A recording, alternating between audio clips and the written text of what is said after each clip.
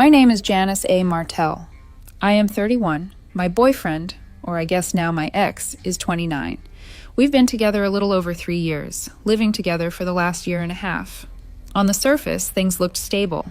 Rent paid on time, shared groceries, weekend routines. But underneath that, there was this constant low-grade tension I kept telling myself was normal. He has a sharp way of talking when he's irritated, not yelling. Worse than that, sarcastic, dismissive, like he's already decided you're wrong and he's bored waiting for you to catch up. Anytime I brought up something that bothered me, he'd sigh and say I was being intense or needy. It trained me, slowly, to swallow things before they became a thing. Last Tuesday, he came home late, tossed his keys on the counter, and announced, "I need space to think." I asked what that meant. He rolled his eyes. Exactly what it sounds like. Space. I can't breathe in this relationship right now. I stayed calm, asked if he wanted to talk it out. He laughed, actually laughed, and said, "Talking is why I need space." Then he grabbed a bag from the closet, not a suitcase, a deliberate overnight bag. That was my first real warning. I asked where he was going. He hesitated for half a second too long and said, "I'm staying at Maya's." Maya, his ex-girlfriend, the one he swore was ancient history, the one I was told not to worry about because nothing ever worked between them. "It's not like that," he added quickly, already annoyed. "I just need somewhere neutral to think." Neutral. Her house, right. Before I could even respond, he hit me with, "Don't blow this up. If you trust me, you'll give me the space I'm asking for." He walked out before I could say anything else. The door clicked shut, and the apartment felt too quiet. I stood there for a long time, staring at the door, replaying every moment where I'd ignored that tight feeling in my chest. He wanted space. I just didn't think he realized how much space he was about to get. The first night without him was unsettling in a way I didn't expect. Not dramatic, just empty. His water glass still on the counter, his hoodie draped over the chair like he'd be back any minute. I kept checking my phone out of habit, even though he hadn't texted. Around midnight, a message finally came through. "I'm safe. Don't spiral. I just need time to think. No, I miss you. No, we'll talk soon." Just instructions like I was a problem he temporarily set aside. I replied with a simple, "Okay." That was it. No questions, no pushback. I decided if he wanted space, I wasn't going to beg for scraps of reassurance. The next morning, I woke up earlier than usual. Too much quiet will do that to you. I made coffee and sat at the table, staring at the wall where we'd talked about hanging photos someday. I started replaying things I brushed off for years, how he'd roll his eyes when I talked about my job, how every argument somehow ended with me apologizing, how Maya's name still came up just often enough to stay relevant. By noon, curiosity got the better of me. I checked his location. He'd shared it for safety months ago and never turned it off. There it was, Maya's house. Still, I told myself not to jump to conclusions. He said he needed space. Thinking takes time. Then my phone buzzed again. A photo notification. One of his friends had posted a story. Wine glasses clinking, a familiar couch in the background. Maya's couch.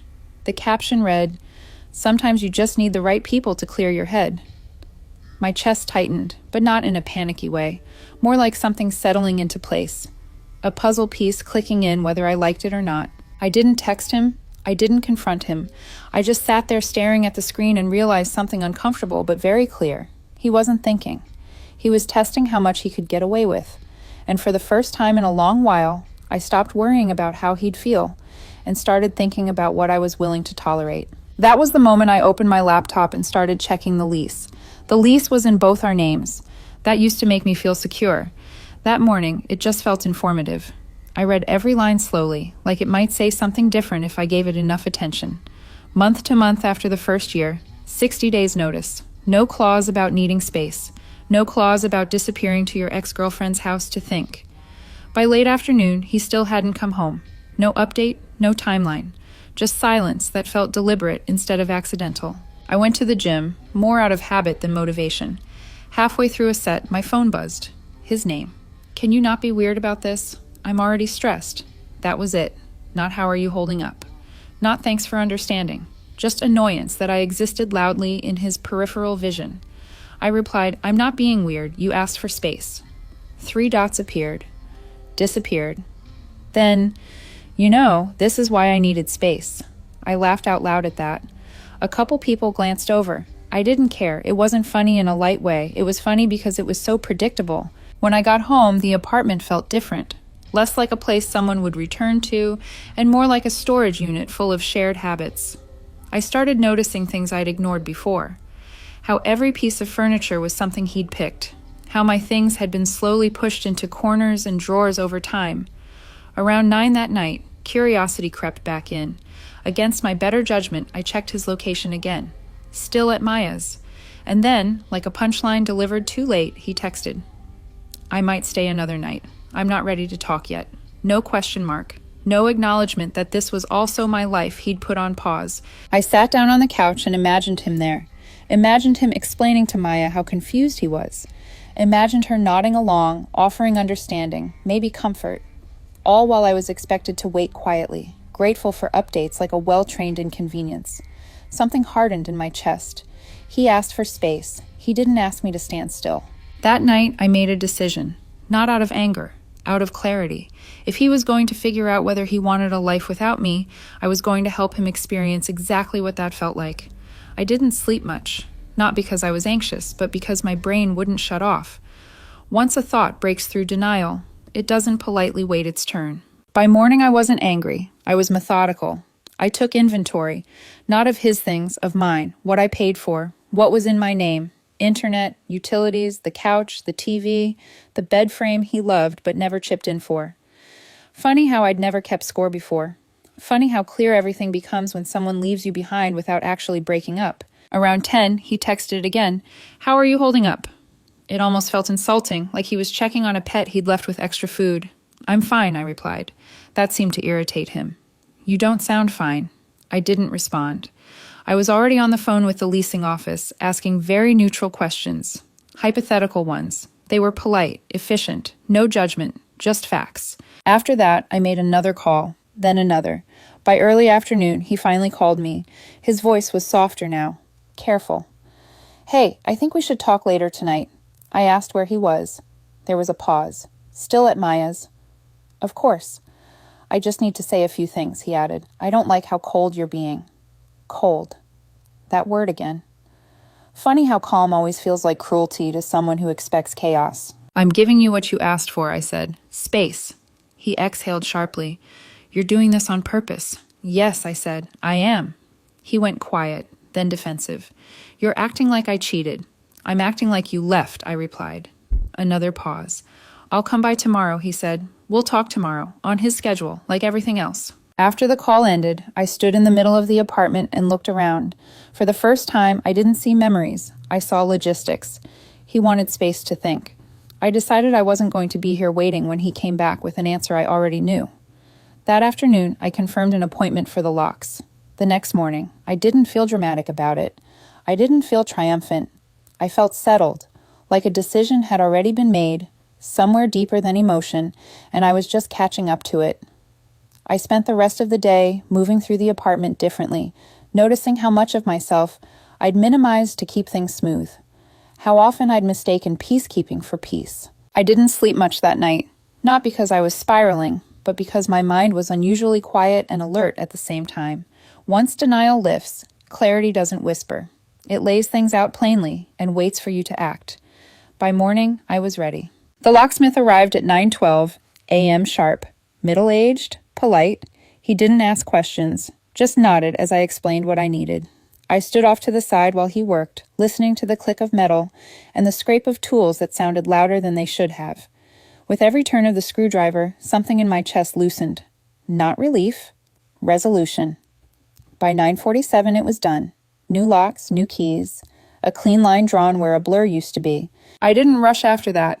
I made coffee. I boxed his things carefully, not aggressively, not carelessly, clothes folded, shoes paired, toiletries sealed. I lined everything up neatly by the door, like he was checking out of a hotel he'd already emotionally left. Around noon, my phone rang. His name. I let it ring. Then a text. "I'm on my way over. We need to talk face to face." Need is a strong word, especially coming from someone who vanished without discussion. I stared at the screen longer than necessary, then replied with one sentence. "I gave you space. I'm still doing that." 10 minutes later, another text came through. Longer, sharper. "You don't get to shut me out." This is my home too. You're being petty and dramatic. Petty, dramatic. The usual vocabulary when he wasn't in control. At 12:38, there was a knock at the door. Firm, confident, like the door would obey him. I didn't move. Another knock, louder. Then his voice through the door, muffled but familiar. Open it. This isn't funny. I stayed where I was, sitting on the couch, hands steady, heart calm in a way that surprised me. He tried the handle once, twice. Silence. Then disbelief. Did you change the locks? I finally stood and walked toward the door, stopping just short of opening it. Yes, I said through the wood. You asked for space. His tone shifted immediately, sharp with anger. Are you serious right now? I went to think, not to move out. You left, I said, and you stayed gone. This is insane, he snapped. Open the door so we can talk like adults. I leaned my forehead lightly against the door. There's nothing left to talk about. And for the first time since he walked out with that overnight bag, I meant it completely. He didn't leave right away. I could hear him breathing on the other side, then pacing.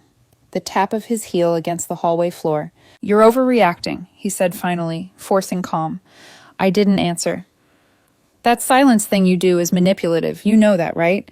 Silence only feels manipulative when someone loses their leverage, I said. You can't just erase me. We've been together 3 years. I didn't erase you. You walked out. That was temporary, he shot back. Normal couples take space. Normal couples don't take it at their ex-girlfriend's house. That hit a nerve. Nothing happened, he said quickly. Too quickly. God, you're so insecure. This is exactly why I needed time away from you. There it was. The rewrite.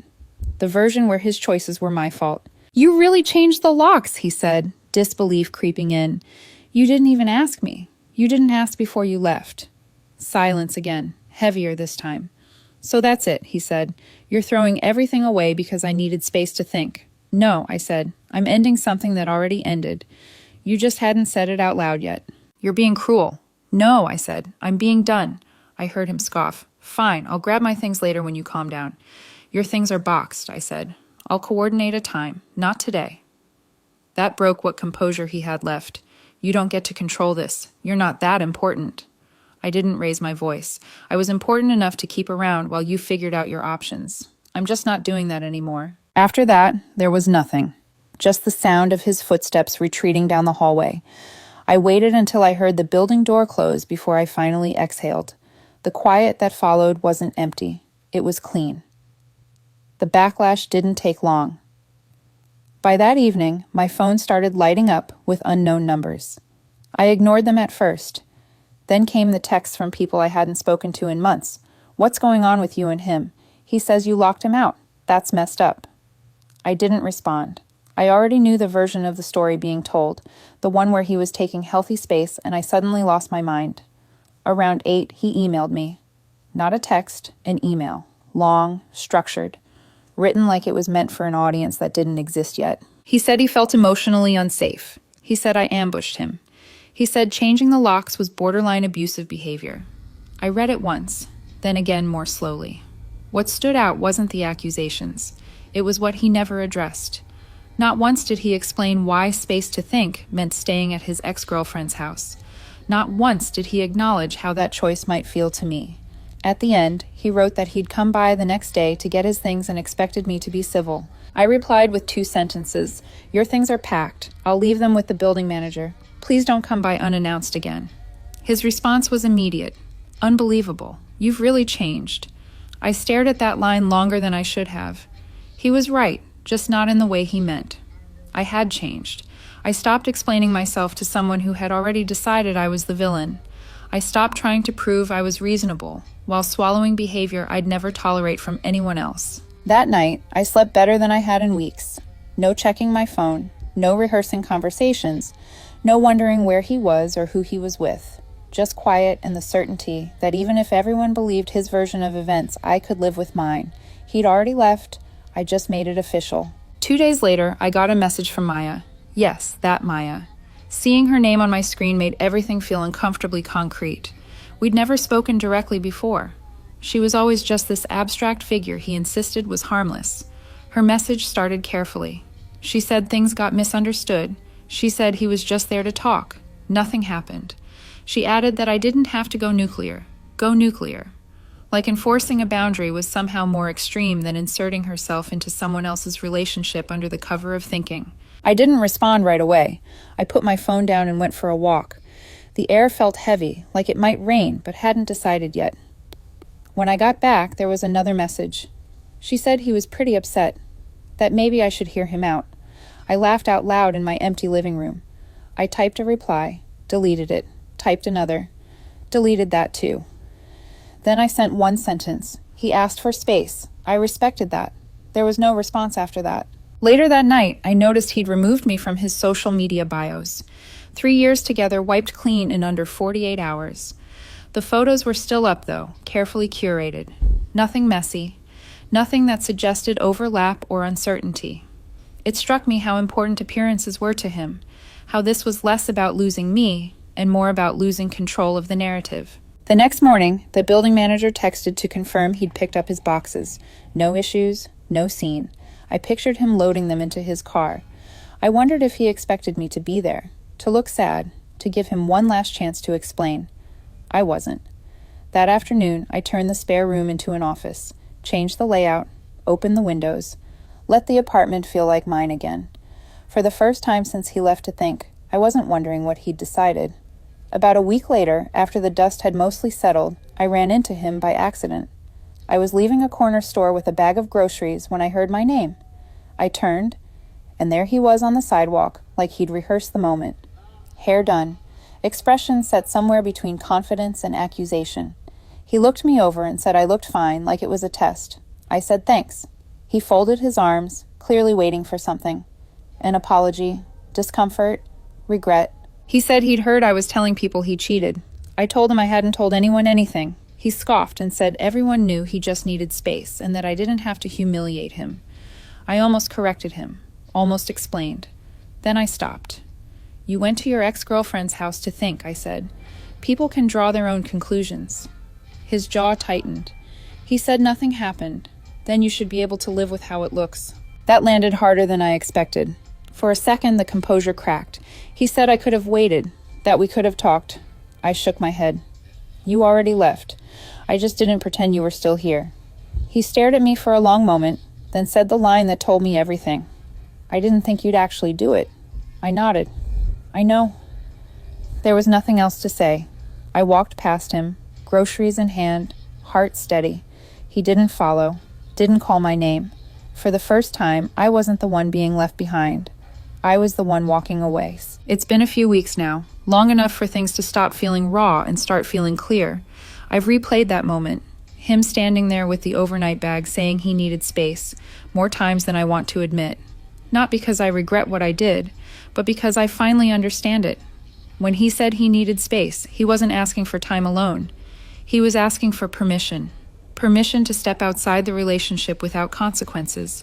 Permission to keep me on standby while he figured out his options somewhere that felt familiar and flattering. For a long time, I probably would have given it to him. That's the hardest part to swallow.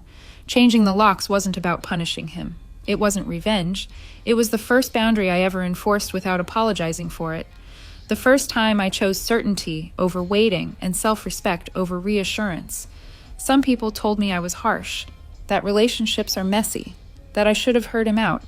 But he already told me everything I needed to know when he chose his ex-girlfriend's house as his thinking space, when he expected me to sit quietly, anxious and grateful, while he decided whether I was still worth coming back to.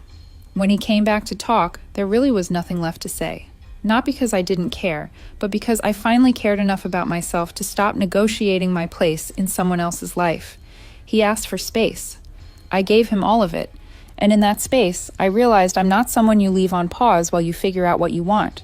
I'm either chosen or I'm gone. This time, I chose to be gone.